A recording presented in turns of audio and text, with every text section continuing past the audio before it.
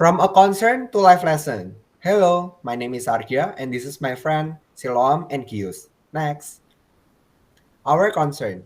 The risk of leaders who stumble over corruption case in Indonesia, it is very troubling to people, especially during this pandemic. Next, Hamengkubuwono VIII. Next, the value fought by Sri Sultan Hamengkubuwono VIII.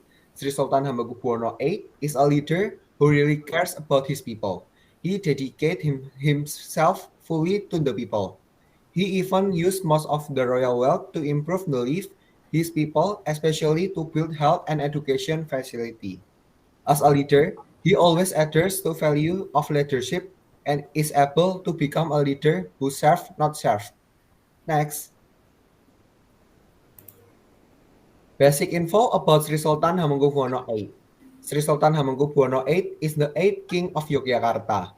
He is the son of successor Sri Sultan Hamengkubuwono VII. He led Yogyakarta during the Dutch colonial period. He was humble king and loved by his people because he cared about important things for his people, such as his people, welfare, education, and health. Next. On March 3, 1980, the son of Sri Sultan Hamengkubuwono VII was born from the womb of Gusti Kanjeng Ratu Hemas, who was named Gusti Raden Mas Sujadi. As an adult, GRM Sujadi held the title Gusti Pangeran Haryo Puruboyo, who would later be crowned by Sri Sultan Hamengkubuwono VIII. I'm sorry. I mean, who would later be crowned Sri Sultan Hamengkubuwono VIII.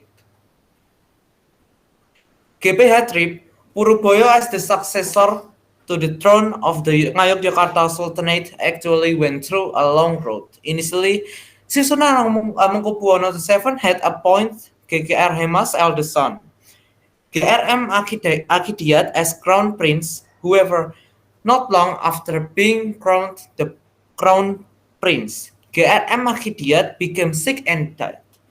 Sri Sultan Hamengkubuwono VII then appointed GRM Prasista as the replacement for the previous crown prince. They revoked his title for health reasons. The position of crown prince for the third time then went to GRM Putro. Good fortune did not favor GRM Putro, who also died from a serious illness.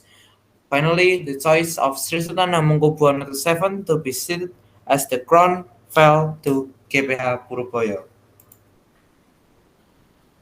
1920 GPH. Puruboyo was studying in the Netherlands when his father Sri Sultan Hamengkubuwono VII expressed his intention to step down from the place. Hearing this, resident John Quire, who was the representative of the Dutch government in Yogyakarta, proposed to the Governor-General van Limburg-Stirum that efforts to change the throne be accelerated. Due to the position of GPH, Puruboyo was still in the Netherlands, so van Limburg-Stirum, who agreed with the idea, ordered John Quire to urged Sri Sultan Hamengkubuwono VII to immediately call GPH Puruboyo back by telegram. Sri Sultan Hamengkubuwono VII agreed to the proposal and sent a telegram in early November 1920. In the telegram, Sri Sultan Hamengkubuwono VII said that Gusti Puruboyo should not stay too long in Europe because the sons and daughter relatives and courtiers were already waiting for his return. After GPH Puruboyo agreed to return to Yogyakarta and be made his father's successor, Sri Sultan Hamengkubuwono VII decided to lereh ke Prabon, abdicate, and rest at Pesanggerahan Ambarukmo on February 8, 1921. GPH Puruboyo was crowned as Sri Sultan Hamengkubuwono VIII. Hamengkubuwono VIII's nature. Hamengkubuwono VIII is concerned with building construction, education, organization, and health. We can look back at the story when King Hamengkubuwono VIII led. There were many changes and developments And even Hamengkubuwono used almost the entire wealth of the Kraton to build hospitals, organization, and place to study. And for example, Taman Siswa in 1922, which was intended for the development of education in Indonesia. Our discussion.